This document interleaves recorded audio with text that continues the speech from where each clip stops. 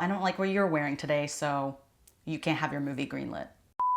If you haven't heard, Paramount came to a deal with Warner Bros. And they're going through regulatory approval right now. And the entertainment industry is kind of spiraling. So let's break down why. The reason the entertainment industry is so up in arms about this is not just because a lot of their jobs will be on the line, but also because it affects what consumers get to see. This isn't just industry drama, it really affects how movies get made, how many movies get made, and what movies get made. Even if you're streaming at home, this can affect the things that you are able to watch. Sonny Bunch, who is the culture editor at The Bulwark, wrote an article and he said that fewer releases means fewer production jobs, fewer theater jobs, and less consumer choice. So it's bad for workers and it's bad for audiences. David Ellison said Paramount promised Warner Bros. That it would release at least 30 theatrical films per year, which sounds great, except Paramount buying into this deal is going to put them in $70+ billion in debt. That's why a lot of people are like, he's making empty promises, because more debt usually means cutting back, right? Not expanding.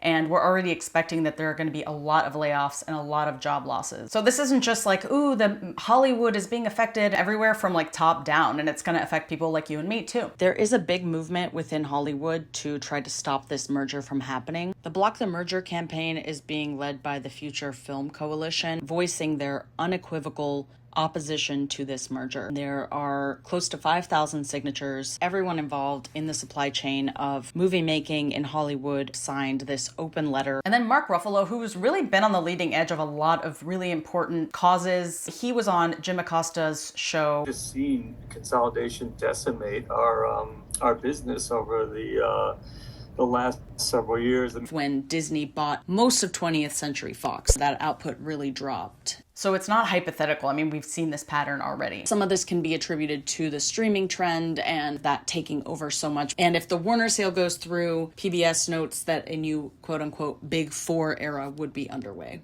Under United States law, the FCC caps direct ownership by foreign government or foreign individuals at 20% and indirect investment at 25%. The commission can waive that. Paramount has asked the FCC to sign off. They'll have almost 50% of foreign funds backing the company's acquisition of Warner Bros. Someone asked if people would care as much if Netflix were buying this. I think people were already concerned when Netflix was in the running. Why people are extra concerned, the difference here is how much media control already exists within just one family. They're gonna own a ton of the media landscape. They already own so much. I mean, David Ellison owns Paramount, which absorbed Skydance in 2025. Larry Ellison owns an 80% stake in TikTok, which is a huge platform, and it's more consolidation of power. Paramount and Skydance was already so much, and to now have that gigantic company merge with another gigantic company, in my opinion, it is way too much for one family to have power. This is why also people are reacting so harshly, because it really is concerning. For example, let's say it was you or me. If I were in charge of everything under the Paramount Skydance umbrella and you came up with a story that I don't like, I'm gonna be like, too bad. Well, you can't go to WB because I own it, and you can't go to see if it's CNN will do one of their documentaries because I also own that, and you can't go to Skydance because that's also mine. So that's how it would be. It's like, well, I don't like what you're wearing today, so you can't have your movie greenlit. And so when people ask, like, will media consolidation kill movies?